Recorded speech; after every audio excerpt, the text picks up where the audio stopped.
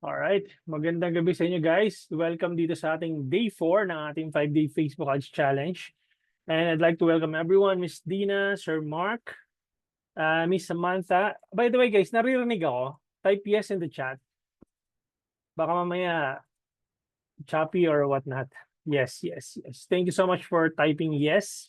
Miss Leia, Miss Samantha, Miss Camille. Ayan, so let me just dive into our lesson for tonight, which is how to read the metrics, no? Ito yung dito tayo sumasablay eh. Paano natin babasahin yung mga data, no? Sino na nga ito kagabi? Nandito ba yung ano natin? Nandito ba yung ating anong tawag dito? Ginawa ng yan, si Miss Irish na wala kagabi. Sino na nga ba yung kagabi? Let's dive into doon sa ad niya. And by the way guys, for those of you na ano, na kasi kagabi 'di ba, website kasi yung ginawa natin, website conversions. For those of you guys na nagme-messaging campaign, um, tatlo lang naman yung ano nyo, tatlo lang naman yung anong tawag dito, KPI or yung pinaka-metrics na babantayan po ninyo. Okay, ita-type ko dito sa chat, nag-OT. Okay lang po, Miss Irish. So, eto is number 1 would be yung tinatawag na number of messages. Okay? Number of messages. Number 2, quality of messages. Okay? And number 3 would be cost per message. Okay? These are the metrics na kailangan mo kapag ka messaging campaign ka. Okay?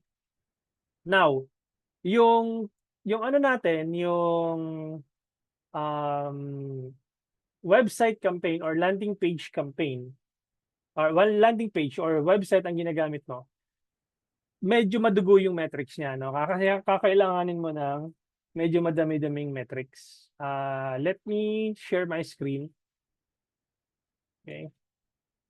And alam ko kasi karamihan dito is ang tawag dito, messenger campaign. So let me dive into sa Facebook Ads Library, no?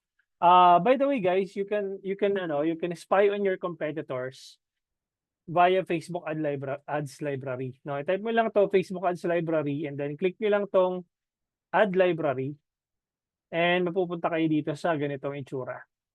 Okay, and then Philippines, click nyo lang tong drop down and then click nyo lang tong All Ads. No, and then type nyo lang halimbawa Nike, halimbawa Nike, 'di ba? So, 'yan. Tapos makikita mo na ngayon diyan yung ads na active ni Nike. Yan. So, halimbawa, kamukha nito. So, ito yung mga nagra-run na ads nila. Itong install now, I believe nagra-run sila ng app install. Okay, they want users to install the app, Nike app. Kaya ang call to action button nila is install now. Tapos, itong learn more, yan. Pupunta to sa either website. Tingnan natin kung mapunta tayo sa website. Diretso sa ano, diretso sa page ni Nike.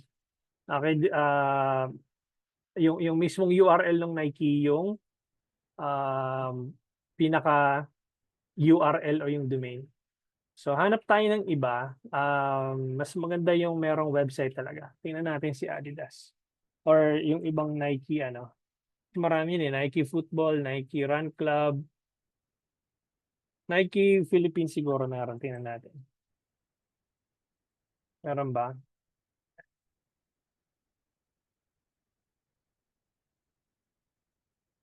Nike PH. Tingnan natin kung meron. Wala masyado. Okay, Adidas. Makikita natin yung mga nagra-run nilang ads. Tingnan natin.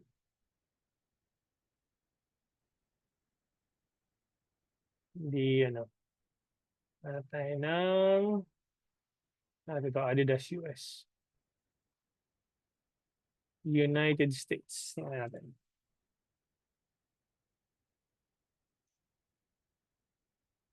I-check niyo yung competitors niyo guys kasi siyempre kailangan yung ano, kailangan yung makita yung mga ginagawa nila para may benchmark kayo. Tingnan natin. Ayan o, kumukha nito. Ah,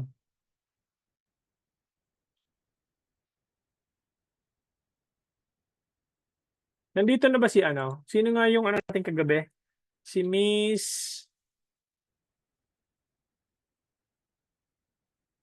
ano nga ba yung ad account niya? Teka lang ah. Hanapin ko dito sa ano, sa business portfolio. Ang kalaban niya is more on skincare yung mga ano niya, 'di ba? Skincare product. Where is it? O tinanggal na ako sa business portfolio. Oh, may tinanggal na ako sa business portfolio. Teka lang ah. News, Gentel. Ito, gratitude bar. Nakita ko na. Okay. So may mga binanggit siya kagabi, di ba? Si Mrs. Oo, tama. Nandito na ba si Mrs.? Wala pa. Okay. So, ano yung pwede nating i-ano? Skincare. Let's say, anong skincare ang ano? Type natin.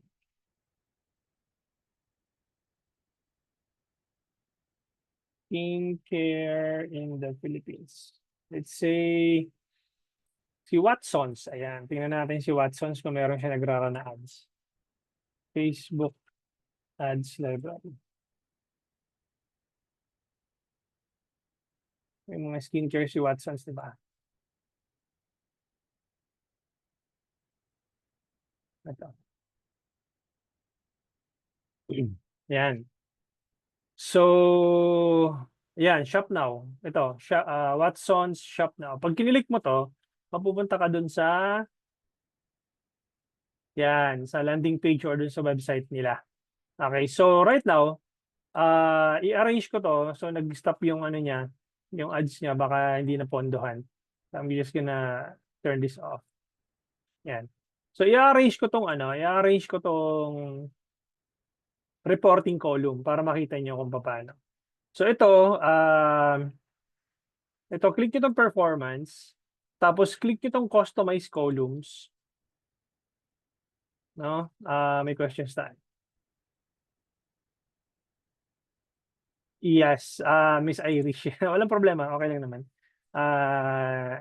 Ano tawag dito? Naghanap ako ng ibang ano, volunteer. Volunteer. Ayan. So anyway, remove ko tong mga to. Yung, ulitin ko pag nandito kayo, pag sa campaign level kayo, punta kayo dito sa performance, click mo tong customize columns, and then hanapin mo tong remove mo tong mga to, schedule, and iwan mo tong amount spent. Conversion rate ranking, tanggalin mo to. Ayan. Cost per result, iwan mo yan. Attribution setting, iwan mo yan. Last significant edit. Actions, tanggalin na natin. So, ad set name, bid strategy, tanggalin ko na to. Budget, amount spent. Yung budget saka amount spent, pagtabihin natin. Results, cost per result, reach and impressions, link clicks. Type mo lang dito sa search bar, link clicks. And then type mo dito landing page view. Ayan, landing page views, click mo yan. Tapos add to cart or adds to cart. Okay, and then i-uncheck mo tong mga to kasi dadami yung anong column eh. Tapos adds to cart, initiate, checkout or checkout initiated. Yan, check mo to. Tapos payment info, type mo dyan, add payment info. Yan, check mo tong mga to. Tapos purchases, tsaka yung value. Yan, so tapos i-uncheck mo tong mga to para malinis. Tapos ROAS, type mo dito ROAS. Ito yung return on ad spend. Yan, purchase ROAS or return on ad spend. Lagay mo siya dito yan. So, uncheck mo dito. May nakalimutan yata ako yung CPM. Di ba ito yung unang kina-charge sa'yo ng Meta, CPM. So, yung CPM, itabi natin doon sa impressions.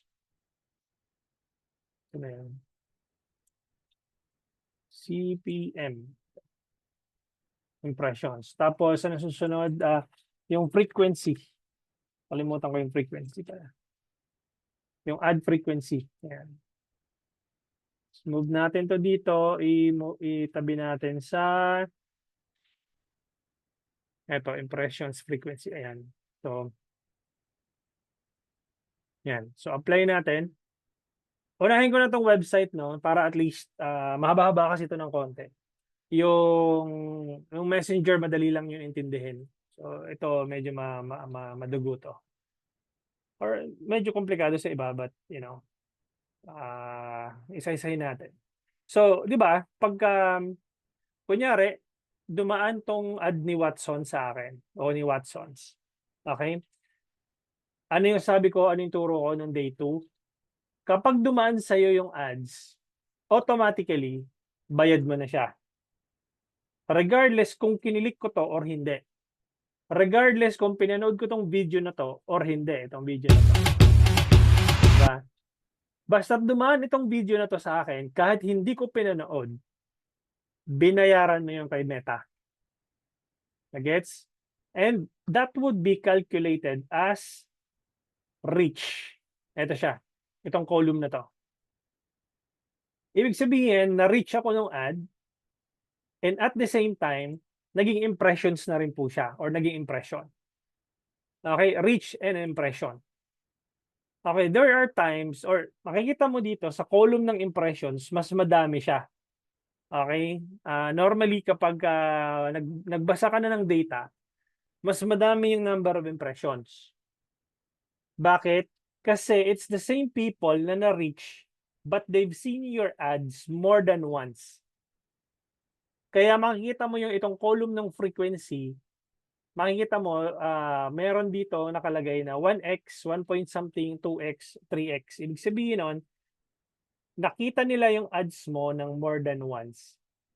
Kung halimbawa, I'll pull out another ad account. Maybe my own ad account. 1 second. Para makita niyo yung itsura.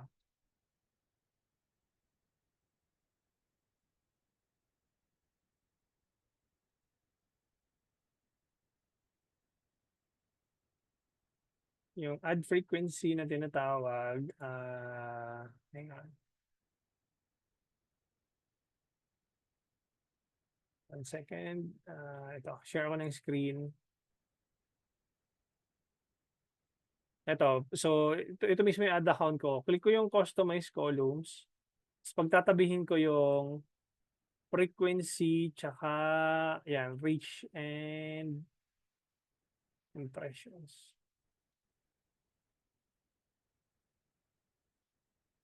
Yan, reach. Asan yung reach? Ito. Tapos frequency. Yan. So, ibig sabihin, ganito yan guys. Ito na siya. Wala.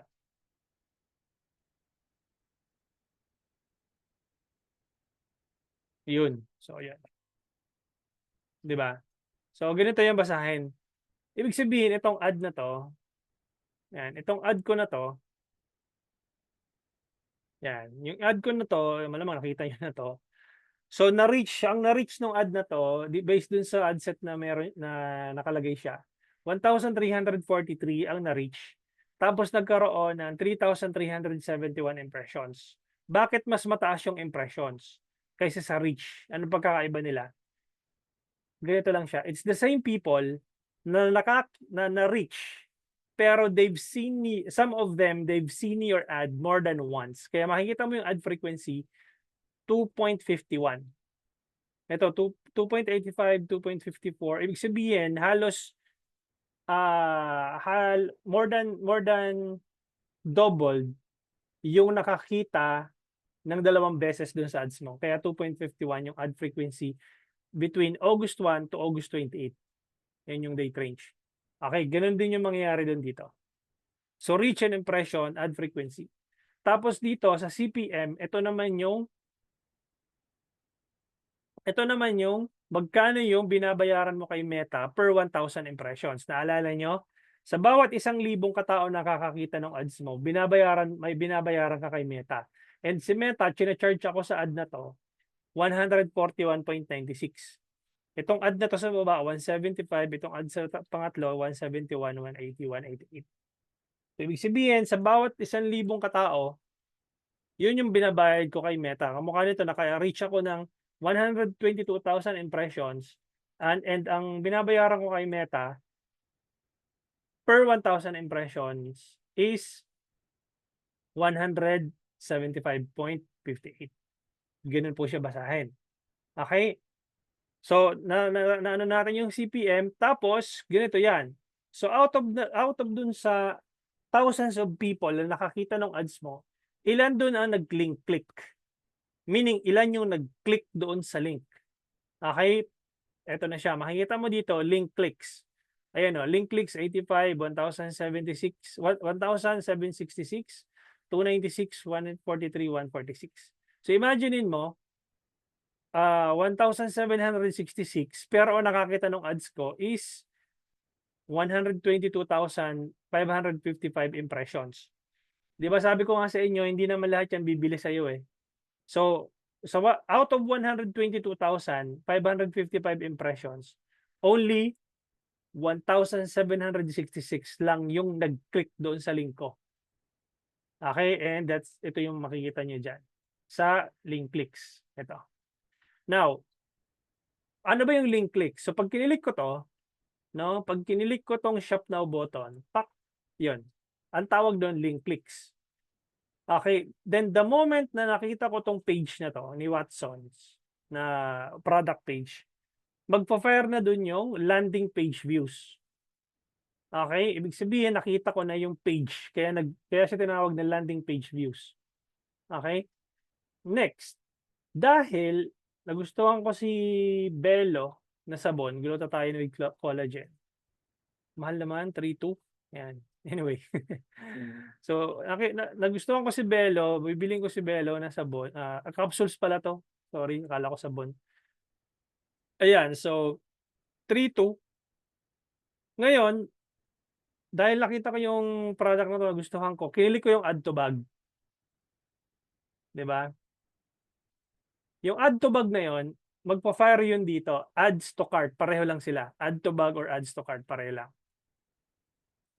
Ngayon, ang ginawa ko, dahil naka-add to bag na ako, kiklik ko tong bag ko sa taas, para lang kayo nagsishopee in Lazada. Kung click ko to sa taas, tapos, pinag-create ako ng account. Anyway, ba't ako mag-create ng account?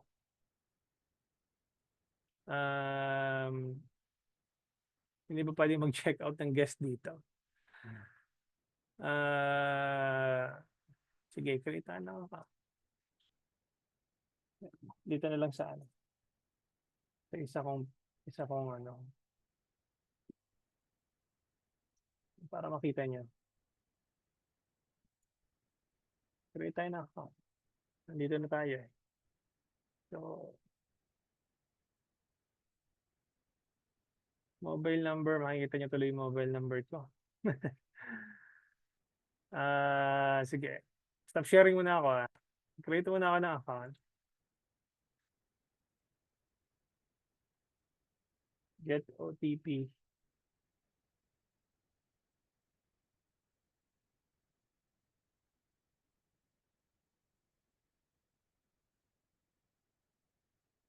Dahil lang, mag-create lang ako ng account para makita niyo.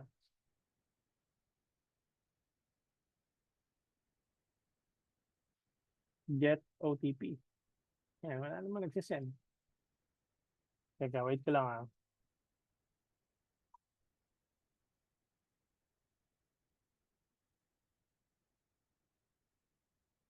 Pinag-create pa ako ng account. Ayun, may pumasok na.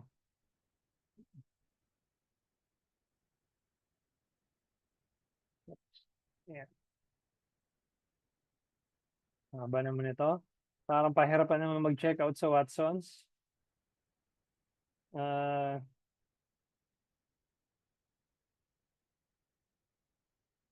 By the way guys, pagka ganitong ganitong mga website na meron pang mga yung tipong paggagawan ka pa ng ng account, bababa yung mo dito, bababa yung,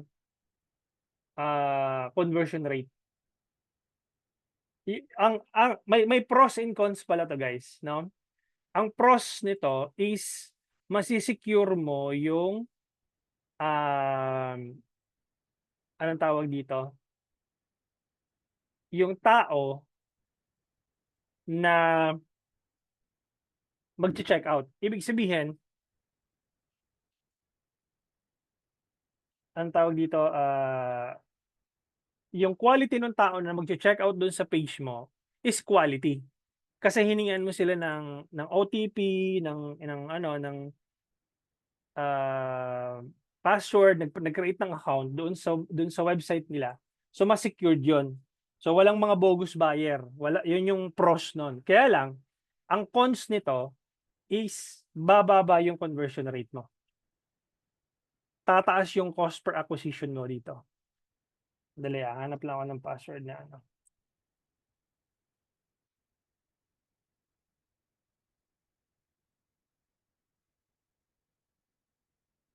Yan.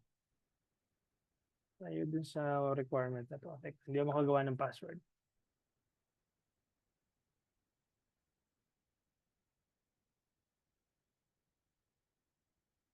Teka lang guys.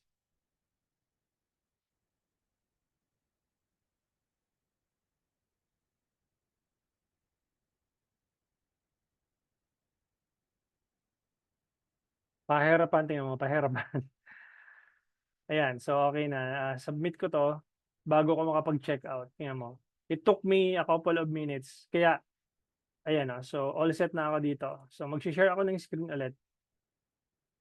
So ayan, you're all set. Ibig sabihin, meron na akong account before ako mag-checkout. So halimbawa, skincare, tapos, I don't know, women or men, sa men tayo. Tapos kunyari nag-checkout ako nito, Garnier, yan, 129. 'Di ba in-add to bag ko siya. 'Yun, tapos view bag.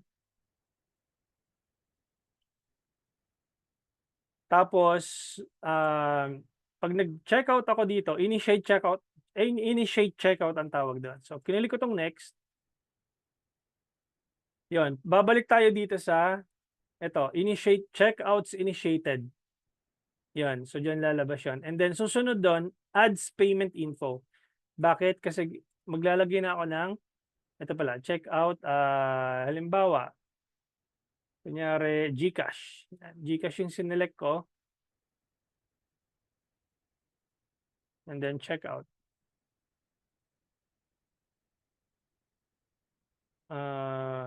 Tingnan mo, ang hirap sa kanila mag-checkout. Teka, ano ba mga kailangan dito para maka-checkout ako?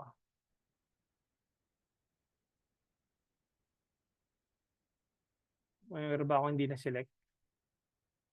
Okay, GCash checkout.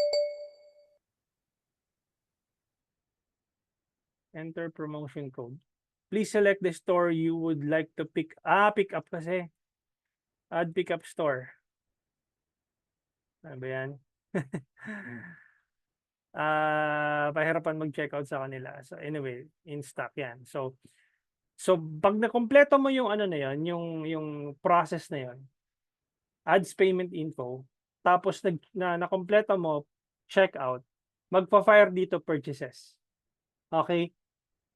And parang ka lang din, parang nag-checkout ka lang Shopee and Lazada. Ganun lang naman yun eh. Kaya lang itong I find their website to be complicated, no? Which is yun nga, magda-drop 'to ng conversion. So yung website conversions mo bababa.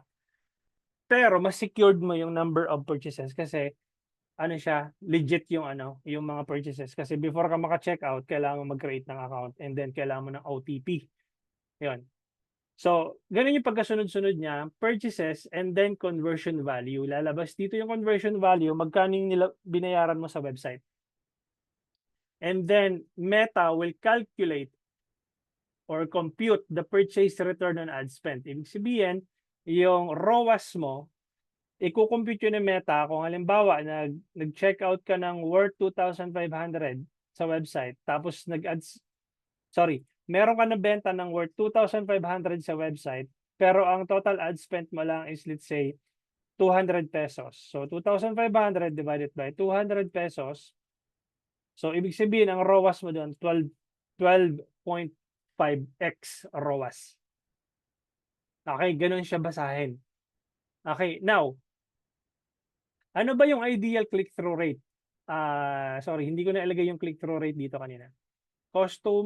Customized columns, tapos CTR. Diba? Mayroon kasing CTR all, mayroong CTR link click-through rate. So, kiklik natin tong box na to, itatabi natin dun sa link clicks. Ito, link clicks.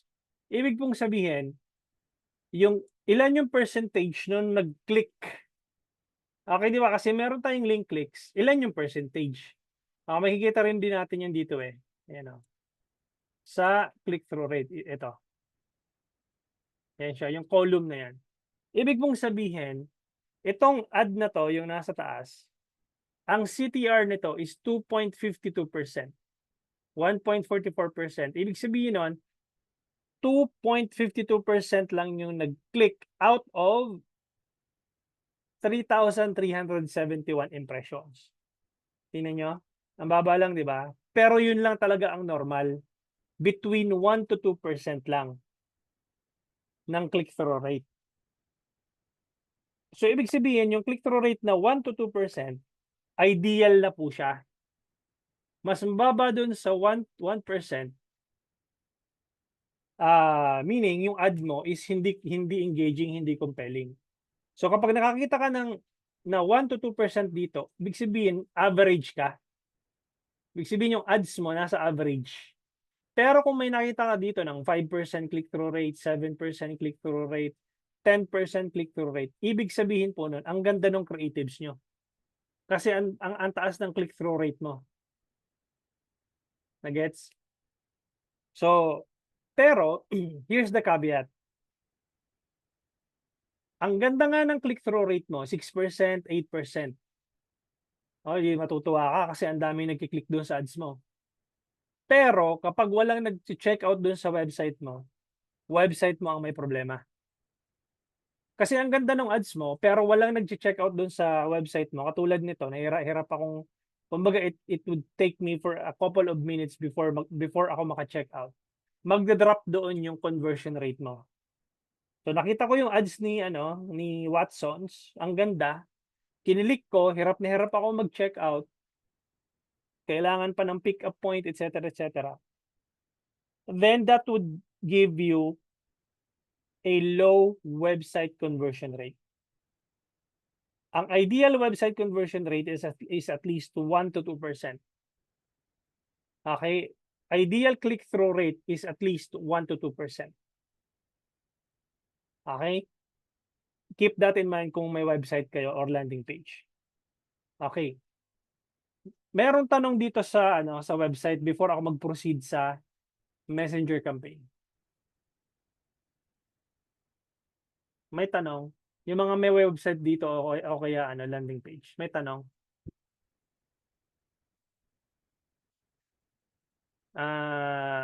None daw. Okay, so I would assume lahat dito nagme-messenger campaign. Sa messenger campaign, ito lang siya. 3. Yung sinulat ko dyan sa chat. Share ako ng screen ulit. And ito po siya.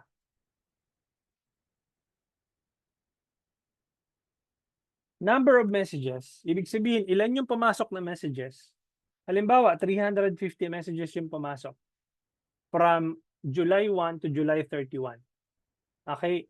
Kumusta yung quality ng messages? Sabihin mo ng 50 messages good, 300 messages bad. 'Di ba? Cost per message magkano? So, ganito lang 'yan. Magkano yung in-spend mo for the month? Total ad spend is about, let's say, 15,000 yung in-spend mo. 15,000 divided by 350 messages. Divided by 350 messages. The cost per message, the average cost per message is about 42.85. Okay? Yung click-through rate po is hindi applicable sa inyo. Huwag niyong babasahin yung click-through rate kasi wala namang kayong website. So, messaging campaign, napakasimple lang basahin. Number of messages, quality of messages, cost per message. Okay. Question. Itong 42.85 ba, mahal o mura yung cost per message? Gusto ko i-challenge yung thoughts niyo muna. 'Di ba? Sino magsasabing mahal yung 42.85 na cost per message?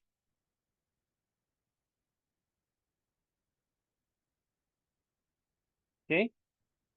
Tingnan natin yung mga nagsumagot ng mahal.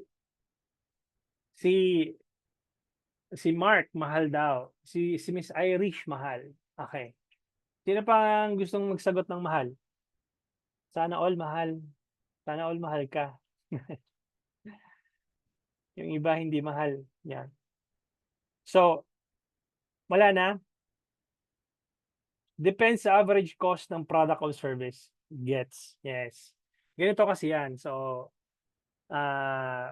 medyo may idea si Sir Patrick. Ganito kasi yan. If I'm able to have a cost per message of 42.85, di ba? Then, out of 350 na nag-message, I'm able to get one conversion, one sale. Mabenta ako. Ano yung binenta ko? Property, kunyari. I'm a real estate agent. Diba? Nakabenta ako ng worth 3.5 million na property. And then, commission ako ng, magkano ba commission nandiyan? 3%, 5%, 10%. Say, 5% na lang. 3.5 million times 5%, 175,000. May commission ako ng 175,000 sa 5%. Diba? I'm not sure kung depende sa commission rate mo. Oh. Kumita ako ng 175,000. Mahal pa rin ba to? Eh, ang ginastos ko lang naman is 15,000 pesos. Di ba mura na? Niloko niyo ako eh. Di ba? Bakit siya maging mura? Kasi na-justify mo eh. Na-justify mo na kumita ka ng isang sale, isa lang yung nabenta mo. 3.5 million na property, commission ka ng 175, o di pag dinivide mo yung 175,000, divided by 15,000 na total ad spend mo. O, ang return on ad spend mo is 11.66. Ibig sabihin, bumalik sa yung 15,000 mo ng 11 beses. Or more than 11 beses. 11.66. So, justifiable? Yes. Because nakabenta ka eh. Diba? Eh paano kung nakabenta ka ng isang sale, tapos ang average order value nung nabenta mo is 1,500 lang. Average order value. Diba? Mura o mahal? Yung 42.85. Di ba mahal na? Kasi naglabas ka ng 15,000 pesos, eh ang kinita mo lang 1,500, o di mahal. Kasi hindi mo siya ma-justify eh na pambihira nagbayad ako ng average cost per message 42.85, nakakuha ako ng 350 messages. Tapos isa lang yung nabenta ko. Mahal talaga yan. Di ba? Ganun po siya. Okay? So we'll dive in more on this one. Gusto niyo ba i-ano na natin yung yung Facebook Ads Calculator ngayon para wala na tayong session tomorrow? I-discuss na natin yung Facebook Ads Calculator. Let me know in the chat. Pag majority i-discuss na natin yung calculator. Yeah, we still have 30 minutes naman eh. Straight Q&A na lang tomorrow, G-Coach. Okay. So, yes, okay. Bukas Q&A na lang tayo. Wala na tayong calculator. So, right now, diretsuhin na natin. Okay? Mag-calculator na tayo ngayon. Okay, we still have our 30 minutes or 25 minutes. Buksan ko yung Facebook Ads Calculator natin. Okay. So, mag-share ulit ako ng screen. Okay? Tapos, let's say, sino magpapa-compute dito? Let me know in the chat. Type me in the chat. Sino yung gusto magpakita? Magpakita tuloy. Magpa-compute. Type me in the chat. Wala. Parang wala. Walang nagta-type ng me. Wala talaga magpapa-compute nung kanilang business. Paano natin i-check kung mura yan. Sino si Irish? Yan. So, i-unmute kita ni Irish ha. Teka.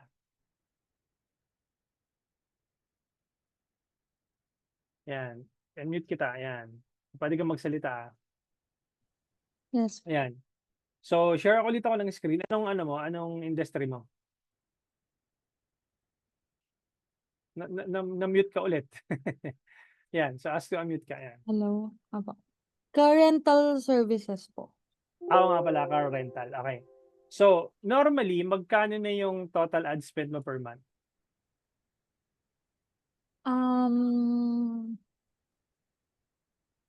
Ang nilalaan ko lang po kasi every week eh. So, 100 per day. Parang ganun. Ganun lang po yung ano ko. Okay, 100 per day times 30 days, that's about 3,000 pesos lang sa isang buwan. Okay. Tapos, ang tinatarget mo buong Pilipinas?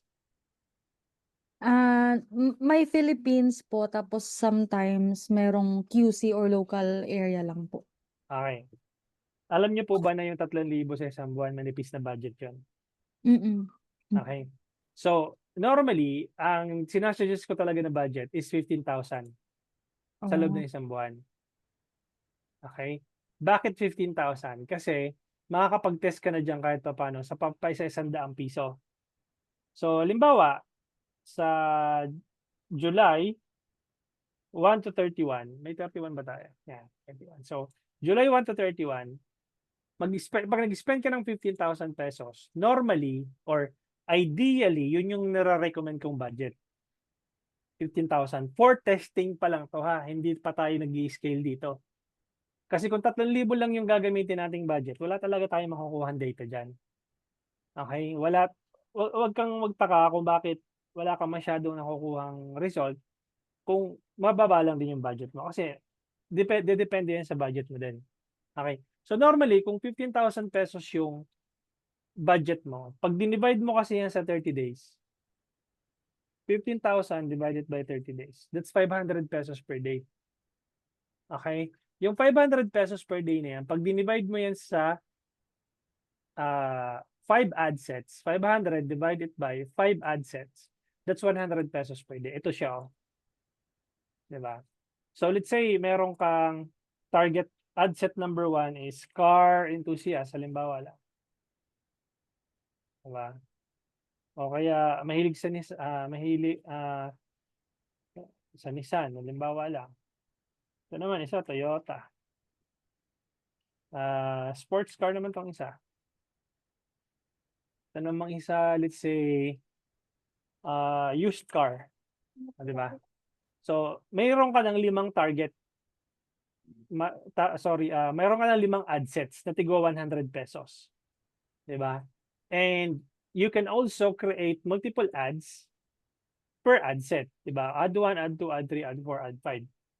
Then you will be able to test kung alin sa kanila yung magkakaroon ng mas mababang cost per message or cost per result. Halimbawa, yung add 1, 25 pesos lang ang cost per message. Yung add 2, 15 pesos lang yung cost per message. Add 3, 65. Add 4, 85 pesos. And add 5 is 2 piso lang. Okay, kaya po siya ideally 15,000 yung gamitin mong budget. Or mas mataas pa, mas maganda. Okay, so balik tayo, mamaya na natin to balikan. Balik tayo dito. Yung ano nun? So, car rental. Diba? Ngayon, pagpalagay natin na kasi 3,000 lang kamo yung budget mo eh. 'Di ba? 100 ads, 100 pesos per ads po ba or ad set coach? Ad set, Sir Patrick. Okay, per ad kasi 100 na rin 'yon kasi isa lang naman yung laman ng ad set mo eh. 'Di ba? Ito yung ad set no. Tapos yung ad level mo, isa lang naman yung ad mo doon eh, wala namang iba. Wala kang kaagaw. Walang kaagaw yung ad 1. Ad 2, isa lang din yun nandoon. So per ad or per ad set, 100 pesos. Now, dahil gamitin natin yung 15,000 pesos na example. So let's say for example, 15,000 pesos spend ka ng budget for the month of July. Tapos let's say tina-charge ka ng Meta ng let's say 150 pesos per 1,000 impressions. Magkakaroon ka ng 100,000 impressions. Okay? Makakapag-generate ka ng 100,000 impressions. Ibig sabihin yan yung makakakita ng ads mo. Sa 15 mil mo na budget, ito yung kayang ibigay ni Meta sa iyo na number of impressions. Pag tina-charge ka ni Meta ng 150 pesos per 1,000 impressions. Okay.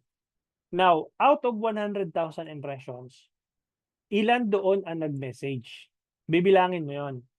Okay, yung conversation started. Let's assume na 350 yung nag-message doon sa page mo. Okay? Ibig sabihin nun, kung 350 yung nag-message doon sa page mo from July 1 to July 31, ang average cost per message mo is 42.86.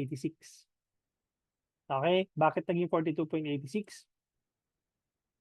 15,000 divided by 350 messages, that's 42. Ayan, i-round off mo, 86. Diba? Andito na yung formula, kung just in case, ito kasi may formula na to eh. Ito may formula na to.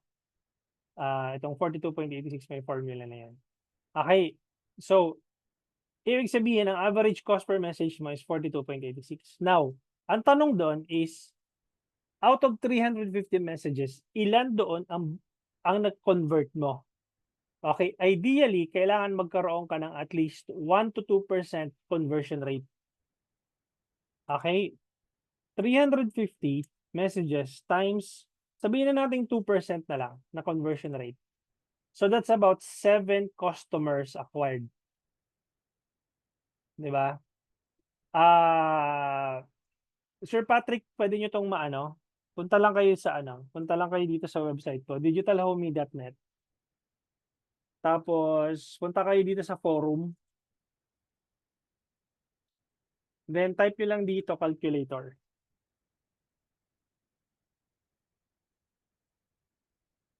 Okay. Tapos, makikita mo to, the Ultimate Facebook Ads Calculator. Click mo tong download. Then, pupunta ka sa calculator. Or, isend ko na rin sa inyo itong hindi nyo to hindi nyo to ma-edit. Okay, ang gawin niyo, click nyo tong file and make a copy doon sa Google Drive niyo para magkaroon kayo ng kopya. Okay?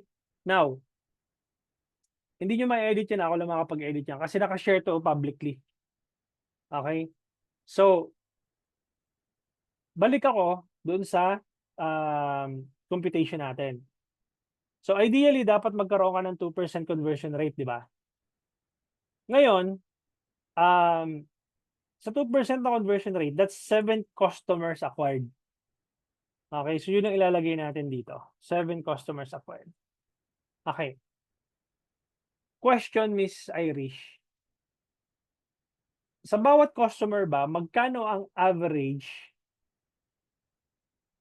na binabayad nila sa inyo? Halimbawa, nagrenta ako sa inyo ng nagrenta ako sa inyo ng car na 'yan. Mm. Magkano yung average na binabayad sa inyo per person? Average 2.5. 2.5, okey. Yun ang ilalagay mo Hmm. dito, average order value, 2.5. Ayan siya. So, ibig sabihin, kung nakakuha ka ng 7 customer sa loob ng isang buwan, from July 1 to 31, with an kung bawat customer na yon ang average order value nila is 2.5, ibig sabihin ang bumalik sa'yo 17,500. Mhm. Okay, 17,500 divided by 15,000 total ad spend. Ito yung ROAS mo, 1.17x ROAS. Okay? Ngayon, ang customer acquisition cost mo is 2,142.86. Bakit? 15,000 divided by 7 customers or 7 clients.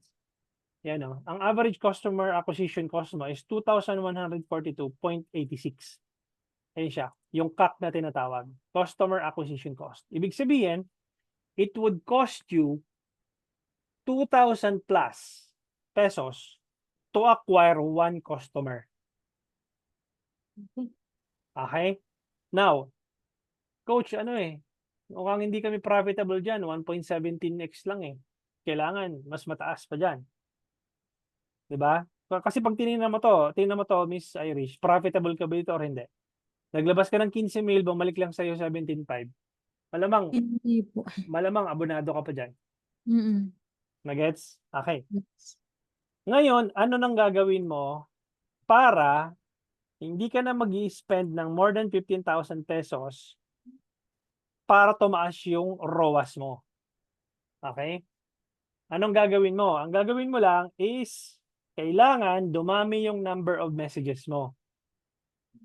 Okay, kung 350 yung number of messages na pumasok for nung July, tapos ayaw mo mag-spend ng more than 15,000 pesos, kailangan gumanda yung ad mo para dumami yung messages mo. Ulitin ko, kailangan pagandahin mo yung ads mo, yung ad creatives mo para dumami yung messages mo, para dumami yung mag-inquire. Tingnan mo to, 350 messages. What if dumami yung nag-inquire, umabot siya, tingnan mo to 42.86 yung cost per message mo eh. Gumanda yung ads mo. Naging 650 messages yung pumasok. By just doing that, yung cost mo bumaba ng 23.08 na lang. Kasi nga, dumami yung nag-inquire eh. Bakit? Mm. Maganda yung ads mo eh. Maganda yung ads mo na pinakita nitong sumunod na buwan. Kung dati 350 lang yung nag-message, dahil pinaganda mo yung creatives mo, from 42 something, 42.86, naging 23.08. Okay? Ngayon, dahil gumanda yung ads mo, 'di ba sabi ko nga, 2%, 1 to 2% yung ideal conversion rate. Eh kung dumami yung messages mo, potentially dadami din yung magiging customers mo. 'Di ba? So, let's say sabihin natin na doble, 350 naging 700 or 750 yung nag-message. 'Di ba? Ayun. By just doing that, tumaas yung number of conversions mo, nagkaroon ka ng 15 conversions. Wala tayong binago sa average order value na Mm. 2.5. Naging 15 yung customers mo. Tingnan mo to ngayon. 37,500 versus sa 15,000 na total ad spend mo. Profitable ka na or hindi? Profitable. Profitable. Kasi ang ROAS mo na ngayon is 2.5x ROAS. Tapos by having that figures, from 2,000 plus, yung customer acquisition cost mo, naging 1,000 plus na lang. Mhm. Bakit? Kasi 15,000 pesos, divide it by 15 customers, o di 1,000 pesos per customer, yung CAC mo na tinatawag. Mhm. Di ba? Ngayon, tanong ko na sa'yo ngayon, itong 20 pesos ba na cost per message, mahal o mura?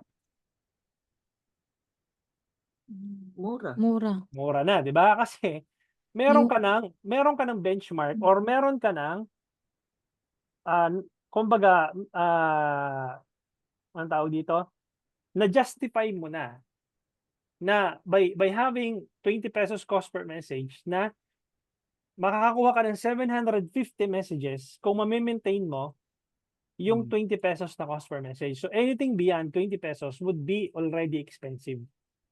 And ang gagawin mo na ngayon, dahil napatunayan mo na for the month of, let's say, September, na nag-work yung ginawa mo, bababain mo na yung cost mo. From 20 pesos, maging 15 pesos, maging 10 pesos, maging 8 pesos, maging 5 pesos.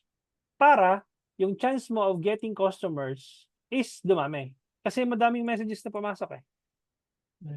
Does that make sense? Testing ang concept. Diba? Yes po. Yun. So, ganun lang siya kinukompute, guys. Okay, let me check yung question ni Sir Patrick. Total ad spend did not change, coach. Tama. Yes, walang binago sa total ad spend. Okay. Diba? Talaga mas maganda lang yung ad second time, then maximize lang yung spend. Yes, tama, Sir Patrick. So, ibig sabihin, tingnan mo to ulitin ko. Wala akong binago sa total ad spend. Wala akong binago sa average order value. Ang nagbago lang is yung number of messages. Bakit dumami yung number of messages? Anong rationale doon? Anong logic behind bakit dumami yung messages? Ay malamang maganda yung ads mo. Malamang maganda yung offer mo. Malamang nag-viral yung video mo. Kaya daming nag-inquire. Pag madami nag-inquire, malamang sa malamang, madami kang mako-close. Nagma-make sense ba, guys? 'Di ba? Paano kaya ang pangit ng ad mo? Ang basura yung ad mo, walang kwenta yung ad mo. Ilan lang yung nag-message? 10 lang. Tingnan mo, 1,500 cost per message niyan. Naglabas ka ng 15,000 pesos, 10 lang yung nag-inquire. Tingnan mo, 1,500 yung cost per message mo. Sabihin natin 150 yung nag-message lang. O 100 pesos yung cost per message mo. So affected yung cost mo based doon sa ads mo. Kaya nga lagi kong sinasabi, pagandahin nyo yung creatives nyo, pagandahin nyo yung offer nyo para mas maraming mag-inquire. Di ba? So given this scenario, kasi 750 yung nag-message, 20 pesos. So may tanong na dito, how much are you willing to spend to acquire a lead or a purchase or a message? If this is the amount you are willing to pay moving forward, then this should be your KPI or your benchmark. Diba? This should be your metric that you should be looking at when you optimize your campaign. Ang tanong naman dito, how much are you willing to spend to acquire a new customer? Given the fact na ang customer acquisition cost mo is 1,000 pesos, are you happy with that cost? Diba? Pag sinagot mo yes, okay na ako dun sa cost ko na yan, then so be it. Ito na yung magiging benchmark mo. Ang gagawin mo na lang niyan sa susunod, pababain yung customer acquisition cost mo. Paano bababa yung customer acquisition cost mo? Dapat dumami yung number of customers mo. So kung from 15, naging 25 yan, o di magiging 600 na lang yung customer acquisition cost mo. Kasi dumami yung number of conversions Out of 750 na nag-message sa'yo, 25 doon yung na-close mo, naging customer mo, o di 4.17x ROAS yung nag-gain mo. Diba? Nagkaroon ka ng 62,500 na revenue. Wala akong binago dun sa ad spend. Wala akong binago sa average order value. Ang nagbago lang is yung number of messages and number of sales na na-generate. Bakit? Ang ganda ng ad creatives ko Nag-viral. Ang dami nag-inquire. Ang dami nag-comment. How? How po? Message PM me. Mga ganun. Interested. Yan. Komplikado ba yung Facebook ads, guys? Nalinawan na ba kayo? Paano ba yung Facebook ads nagwo-work? Komplikado siya. Magiging komplikado siya, guys. Pagdating sa mga tools, pagdating sa mga settings, Pero yung settings ads manager, kahit magkamali ka doon, kung tama yung ad creatives mo, tama ka lalabasan nun. Malinaw na? Nagkaroon na ba ng kalinawan lahat? Paano paano mag paano ka ma paano ka mananalo sa auction? How to win the auction? Ayan. So, bottom line, before I end this Zoom meeting, Zoom training natin, nagiging komplikado lang siya, guys, sa tools na gagamitin niyo. 'Di ba? Yun lang yung pinakakomplikadong part sa tools na gagamitin ninyo. Na-explain ko na sa inyo paano mag-set up from day 1 ng inyong business portfolio. Day 2, na-explain ko na sa inyo paano nag-work si Meta, paano how are you being charged ni Meta. Day 3, sinetapan ko kayo from scratch. Day 4, which is tonight, nalaman natin yung metrics na babantayan mo, and pinag-combine ko na rin paano ka magiging profitable. Exactly, creatives pa rin ang labanan. And wala na bang ibang sagot dun eh. Kahit saan pa kayo mag-enroll na courses, sasabihin sa inyo, creatives ang labanan. Okay? Creatives pa rin. Kahit, sabihin ko sa inyo, kahit anong targetin mo dyan, punta ka ng ads manager, targetin mo na lahat nung naisip mo, engineer, doktor, BPO employees, nagtatrabaho sa bangko. Pero pag mali yung ad creatives mo, sablay talaga yan. There's an open argument about broad open audience target to avoid cost sa testing. Anong thoughts mo doon? There's an argument about broad open targeting to avoid cost sa testing. Eto, okay. Yung broad open audience targeting, anong tawag dito? Ginagamit ko to kapag nag-i-scale na talaga ako. Yung pinaka binibigyan ko si Meta ng wiggle room na siya yung maghanap ng audience para sa akin based dun sa creatives na pinapakita ko. However, sa testing, ginagamit ko din siya with a small budget. Kino-compare ko yung cost per result ng broad open audience targeting versus sa interest targeting, kung alin sa dalawa yung mas mababa yung cost. Pag mas mababa yung cost ng interest targeting, yung interest targeting ang i-scale ko. Pag mas mababa yung cost ng broad open audience targeting, yung broad open audience targeting ang i-scale ko. Ganun lang siya. Kaya nga 'di ba nag-create ako ng dalawang ad set, isang broad, isang interest or demographics targeting. And titingnan mo doon sa dalawa, alin yung mas nag-work sa dalawa? 'Di ba? How many days ako nagja-judge? For messaging campaign, kailangan mo magkaroon ng at least 1 month data. For website or landing page campaign, kailangan may ang gina-judge ko yan, minimum tolerance ko 3 days, maximum tolerance ko 5 to 7 days. Okay, 30 days pagka messaging campaign, titingnan ko yung buong data ng 30 days. Kung ilan yung messages na pumasok, quality ba yung mga pumapasok na messages, magkano yung cost ko per message pag messaging.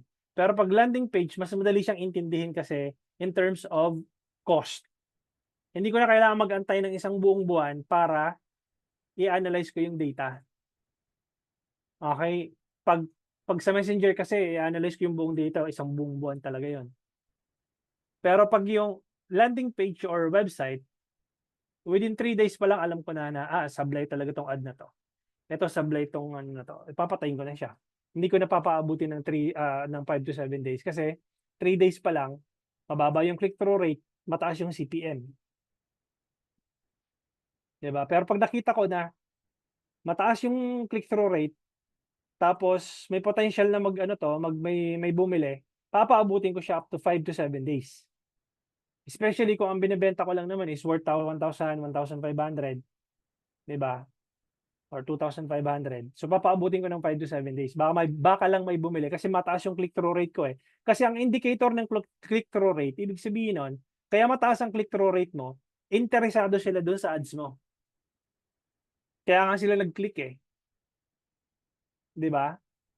Kaya nung nakita niyo yung ads ko, kinilik ninyo, ibig sabihin interesado kayo, counted yun as click-through rate. Kaya pagka click ninyo, ma-justify yun ni Meta, mare-read ni Meta yun na, okay, people are clicking on it. Kaya nga may percentage of people who click on it.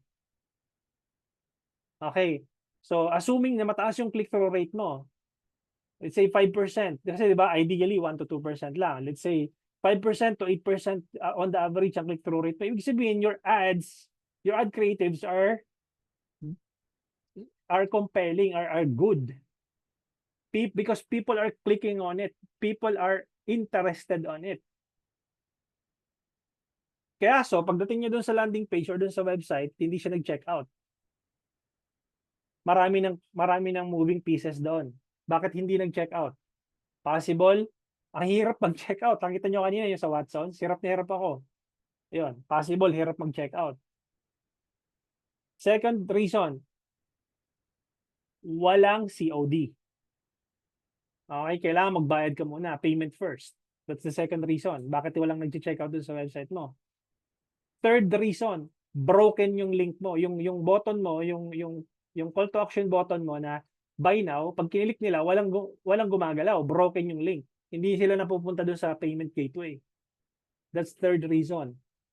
Fourth reason, hindi nila maintindihan kung ano yung binibenta mo. Nakita nila sa video, mukhang maganda yung explain mo, pagdating dun sa landing page or dun sa website, hindi sila, parang may disconnect. Hindi nila maintindihan yung binibenta mo. Free shipping ba to? Para saan ba to? Magkano ba talaga presyo nito? Bakit ganito? So, hindi nila maintindihan. A confused mind always says no. Diba? Kasi hindi nila maintindihan. No? So, magbabounce back lang sila. So, ay, wala. Pag-click ko ng gano'n, ang hirap naman mag-checkout dito. Kailangan pa mag-create ng account, ganyan-ganyan. So, bounce back sila. Ang ganda nga ng click-through mo, pagdating din sa website mo, walang nag-checkout kasi nga, hindi clear yung offer mo. Ganun lang siya. So, marami pang moving pieces. Panglima, nag-click dun sa link mo, ay sus Maria Joseph, aabuti ng 5 seconds or 10 seconds bago mag-load yung website mo. Problema yun. So, kaya maganda yung click-through mo, walang nag-check out, those are some of the things na may problema sa website. So, titingnan mo yun. Hirap ba mag-check out? Wala ka bang COD? Hindi ba clear yung message mo dun sa landing page? Broken ba yung button? Ang tagal mag-load ng website mo. Those are some of the factors bakit hindi ka nagkakaroon ng website conversions. Nagets? Yun. So, thank you so much for ito. Once po na nag-run ng ads, mas okay ba i-share din yung ads post sa groups? Or, why? Nako, Diyos ko po, Miss Camille. Buti na natanong mo yung question na yan. May client ako ngayon na member siya ng maraming groups. Ang sipag niyang pag dumadaan yung ads namin sa kanya, ang sipag niyang mag-share yung ads na yon sa mga groups. Sinishare niya, ang daming groups, siguro 100 plus. Proud pa siya, sabi niya, sinare ko sa mga groups ko yung ads natin eh. Guess what kung ano yung nangyari, Miss Camille? May idea? Sino may idea? Bago ko sagutin. Sino may idea kung ano nangyari? Sirit na. Na shadow ban. Hindi niya nakikita yung ads namin. Tumaas yung cost. Tumaas yung cost namin ng CPM, ng cost per 1,000 impression. Hindi na dumadaan sa kanya yung ads namin. Kasi normally, pag nagra-run ka ng ads, di ba, makikita mo yung sarili mong ads. Hindi mo na makita yung ads mo. Tumaas yung cost per 1,000 impressions. Even ako, mga ilang days ko bago nakita. Ngayon, nakikita ko yung ads namin, pero siya absolutely mag-isang linggo or more than na, hindi niya nakikita yung ads namin. Even yung mga tao niya sa company niya, hindi nila nakikita. Yung mga tao na naka-connect doon sa page. 'Di ba? Bakit bakit bakit bakit gano'n? 'Di ba? Ganito 'yan. Ganito lang naman yung rationale diyan, eh, Miss Camille. Paano ba kumikita? Paano ba kumikita si Meta? Sa ads, sa ad revenue, dun siya kumikita, 'di ba? Ngayon 'pag shinare mo sa mas maraming groups or panay ang share mo, paano ba siya kikita? Eh, nagkaroon ka ng maraming eyeballs via sharing, 'di ba? So, ayaw ni Meta 'yun. Kaya na-shadow ban. Tumaas yung cost namin, cost per 1,000 impressions. So, be careful. So, ah, follow the rules. Kasi you don't own the system, you don't own the platform. Follow the rules. Okay? So, wag niyong gagawin yung mga natutunan niyo pa noong unang panahon. Magpapadami ng page likes, magbibili ng page likes, ano pa ba? Share sa groups ng page. Pag ni-report yung page niyo sa group, kasi you are spamming the group ng page mo, bababa yung page ranking ng group nung page mo. 'Di ba? Pag may nabwisit sa inyo na, "Oy, panay ang share nito nung ano, i-report ko kaya yung page nito." Patay ka. Bababa yung page ranking mo. Pag bumaba yung page ranking mo, ipe-penalize ka ni Meta. 'Di ba yung day 2 natin? Sabi ko sa inyo, dalawa lang naman yan, eh. Ire-reward yung ads mo or ipe-penalize yung ads mo. Malamang sa malamang ipe-penalize yung ads mo, ay yung page mo o yung ads mo. Na-gets? So, yun lang guys. Maraming salamat for joining tonight. I'll see you tomorrow. Question and answer na lang tayo. Okay? Maraming salamat for joining and have a good night. Bye-bye.